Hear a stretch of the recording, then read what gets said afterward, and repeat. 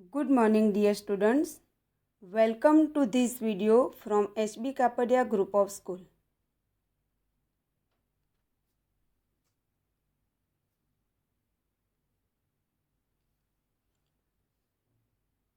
आज हम हिंदी में काव्य 2 एक जगत एक लोक समझेंगे। जगत यानी दुनिया और लोक अर्थात संसार। तो काव्य का जो शीर्षक है उसका अर्थ यह हुआ कि यह संसार एक है और उसमें रहने वाली मानव जाति भी एक है। यह काव्य सबको समानता से रहने की सीख देता है। बिना भेदभाव के आपस में हमें मिलजुल कर रहना चाहिए। इस बात को समझाने के लिए काव्य में प्रकृति के तत्व के उदाहरण दिए गए हैं। प्रकृति के तत्व बिना किसी भेदभाव से सबको समान रूप से हवा, पानी, प्रकाश आदि देते हैं। इस कविता के माध्यम से कवि यह समझाना चाहते हैं कि जब प्रकृति कोई भेदभाव नहीं करती तो हमें भी भेदभाव नहीं करना चाहिए, क्योंकि पूरा विश्व एक है। यह कविता विश्व बंधुता की भावना प्रकट करती है।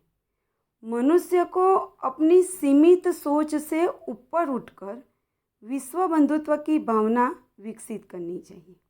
अर्थात सीमित सोच, उसका अर्थ क्या है कि केवल अपने शहर, अपने परिवार या देश के बारे में न सोचना चाहिए, परंतु पूरे विश्व कल्याण की भावना सोचनी चाहिए। आइए अब हम काव्य की हर एक पंक्ति का भावार्थ समझेंगे। यह काव्य मुखपाठ है। इस काव्य को तैयार करना है और CW में यह काव्य पंक्तियां भी लिखनी है। काव्य की पहली 2 पंक्ति, एक जगत एक लोक, सबका है एक मान, एक चंद्र एक सूर्य एक भूमि आसमान। तो पहली पंक्ति का भावार्थ समझेंगे। एक जगत एक लोक, तो यह सारा विश्व एक है। एक जगत मतलब सारा विश्व एक है। एक लोक, सबका है एक मान, दुनिया में रहने वाली सारी मानव जाति भी एक है। सभी लोग जो दुनिया में रहते हैं और दुनिया की सभी चीज़ों पर सबका एक समान हक है। सभी लोगों को एक जैसा सम्मान मिलना चाहिए, इसलिए यहाँ कहा है सबका है एक मान। आगे लिखा है एक चंद्र एक सूर्य एक भूमि आसमान। पूरे विश्व में एक ही चंद्रमा है जो सारे संसार में अपनी शीतल चांदनी फैलाता है। एक ही सूर्य है जो पूरे विश्व को प्रकाश देता है। अर्थात कोई भी जगह हम जाए, भारत हो या अमेरिका, कहीं पर भी जाए, लेकिन सूर्य एक ही है, एक ही चंद्र है जो अपने प्रकाश संसार को देता है। प्रकृति के ये तत्व बिना किसी भेदभाव के अपना प्रकाश हर जगह फैलाता है। दुनिया के सभी लोगों को इससे सीख लेनी चाहिए कि जब प्रकृति भेदभाव नहीं रखती तो हमें भी भेदभाव नहीं करनी चाहिए। आगे है एक भूमि आसमान।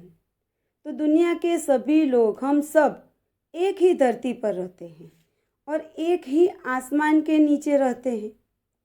धरती एक है, लेकिन उसका बंटवारा मनुष्य ने किया है। अलग अलग देशों में उसे विभाजित कर दिया है और भेदभाव बैरभाव खड़े किया है। तो इन भेदभाव से दूर रहकर इन तत्वों से हमें भी एकता का अनुभव करना चाहिए कि जैसे प्रकृति बिना भेदभाव के सबको समान रूप से रखती है, तो हमें भी भेदभाव को भूलकर एकता का अनुभव करना चाहिए। पूरा विश्व एक है, इस भावना को उजागर करना चाहिए। आगे की पंक्ति है एक तेज एक हवा एक ही पानी, जीवन है सुख दुख की एक कहानी। प्रकृति के सभी तत्व जैसे प्रकाश, हवा, पानी सब एक ही है। विश्व में एक ही हवा चलती है, पानी भी एक ही है, और सबके जीवन में जो सुख दुख आते हैं वह भी एक समान है, क्योंकि सभी मनुष्य के जीवन में कभी सुख तो कभी दुख आते जाते रहते हैं। सुख दुख क्या है? सिक्के के दो पहलू के समान है। हर एक व्यक्ति इसका अनुभव करता है। इसलिए कहा गया है कि हमारा जीवन सुख दुख की एक कहानी है। आगे की पंक्ति, एक देह, एक रक्त, एक अस्थि, एक प्राण।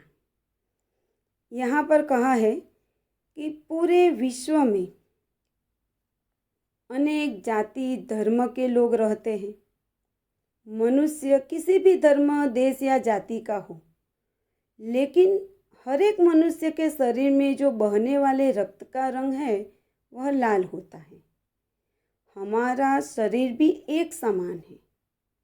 ईश्वर ने बिना किसी भेदभाव के मनुष्य के शरीर की रचना एक समान की है। शरीर की रचना के लिए जिन अस्थियों का, अस्थि मतलब हड्डियों का उपयोग हुआ है वह भी एक समान है। सबके शरीर में एक समान हड्डियों का ढांचा है। हमारे प्राण भी एक समान है। तो इन सभी बातों से क्या साबित होता है कि इन सभी बातों में समानता है, जिससे यह साबित होता है कि पूरी मानव जाति एक है। भले ही हम रंग रूप की दृष्टि से भिन्न हो, कोई गोरा है, कोई काला है, ऊंचा है, नीचा है, लेकिन सभी मनुष्य भीतर से तो एक ही हैं। अब आगे की पंक्ति,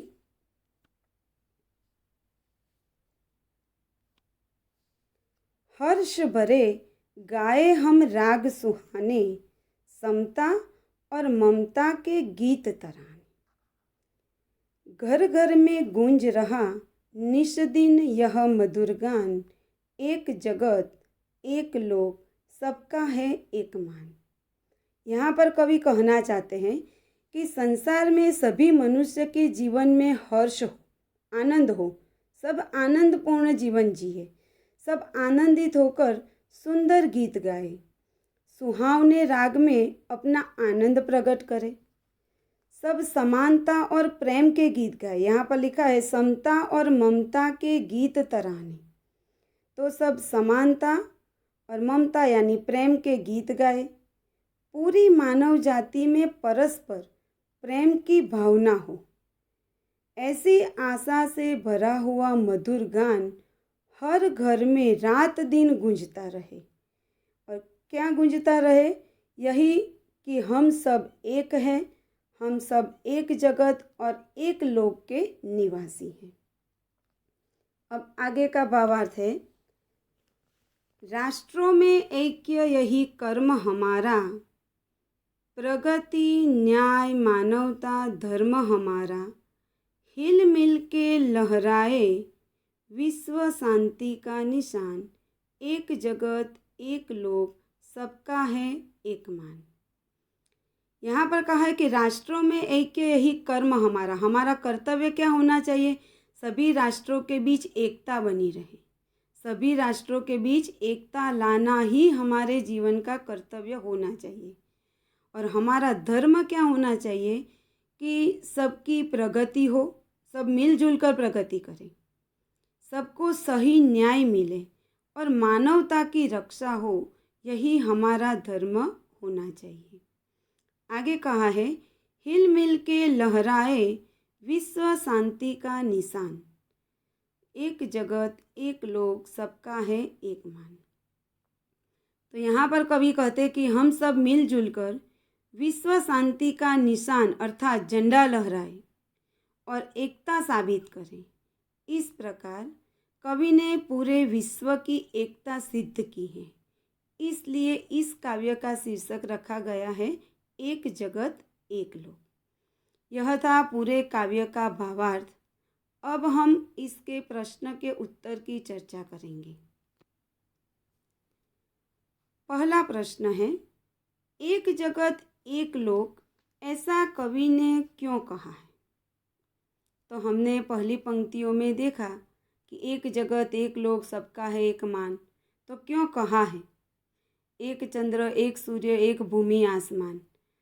तो यह पूरा विश्व एक समान है। संसार में एक ही चंद्र अपनी चांदनी फैलाता है, एक ही सूर्य सारे संसार को प्रकाश देता है।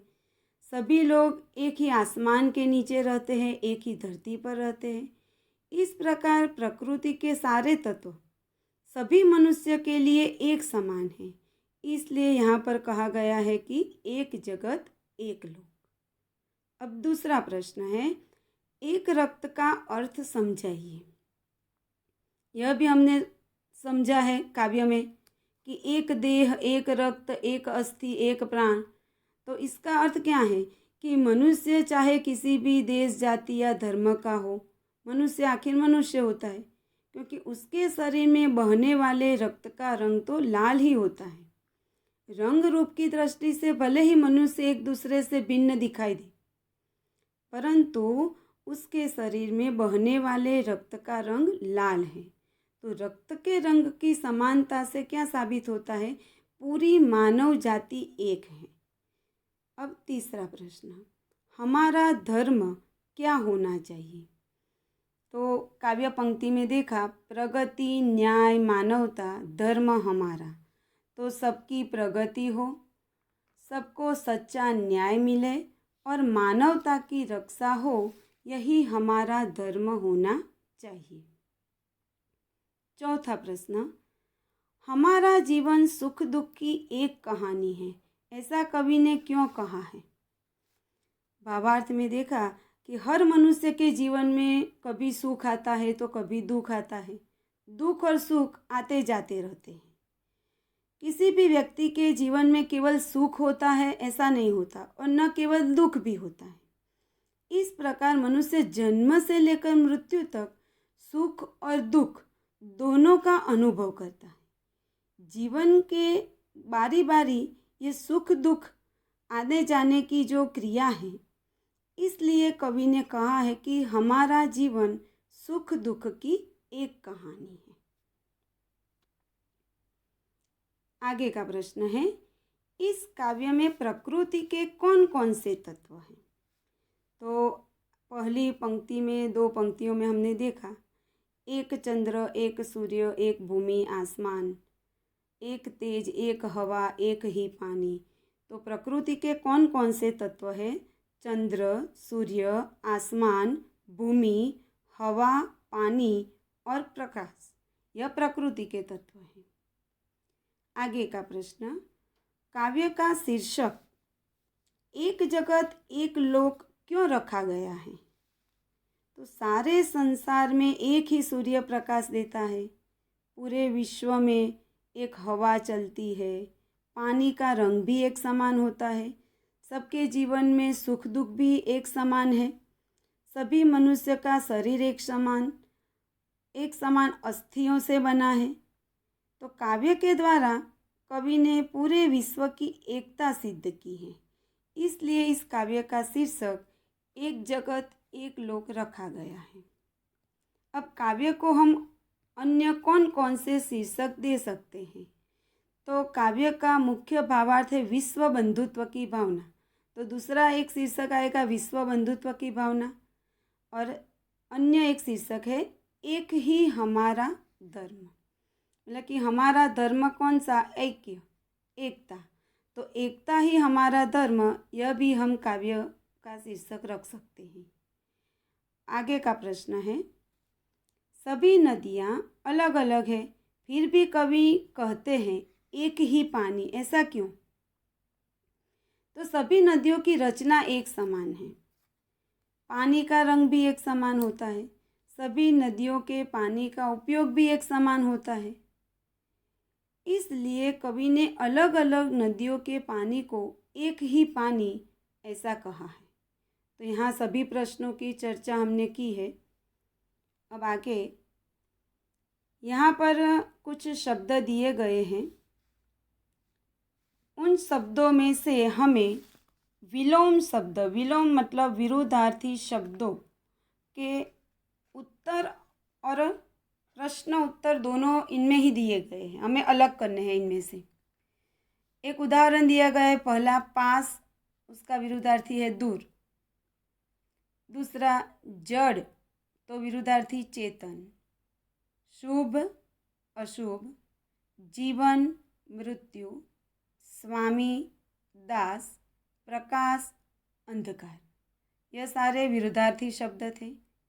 अब नीचे तीसरा प्रश्न है समान प्रास वाले शब्द। यहाँ पर शब्द दिए गए हैं, उदाहरण दिया है पहला आना जाना, मतलब कि जो अंतिम अक्षर है उसके जैसा ही अन्य अक्षर वाला शब्द ढूंढना है। नीचे शब्द दिए गए हैं सुनकर, तो सुनकर का हम समान प्रास वाला शब्द देखेंगे तो अन्य शब्द पढ़े मेहरबान, सेठानी, बागबान, जेठानी, पढ़कर। तो सुनकर तो उसका समान प्रास वाला शब्द होगा पढ़कर, मेहरबान का होगा बागबान, सेठानी का होगा जेठानी। यह पूरा काव्य आपको समझ में आ गया होगा। अब इसके जो प्रश्न के उत्तर है उसकी PDF आपको भेजी जाएगी जो आपको CW में लिखनी है। Thank you.